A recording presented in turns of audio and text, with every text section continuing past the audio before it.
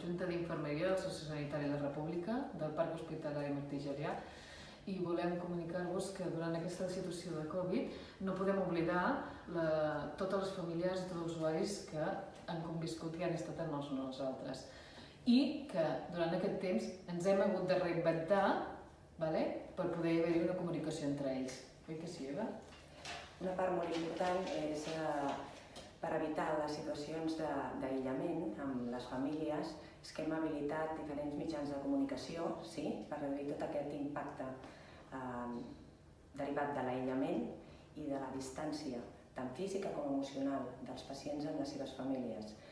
Telèfons mòbils, telèfons fixes i videotabletes han sigut els mitjans que han facilitat a tots els pacients i els seus familiars per estar en contacte durant les hospitalitzacions i que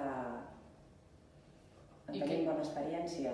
Han valorat molt positivament tant els usuaris com les seves famílies que s'han adaptat, han col·laborat amb tots aquests mitjans que hem facilitat. Sí, molt bona resposta. La veritat és que ha sigut una molt bona experiència que no teníem constància.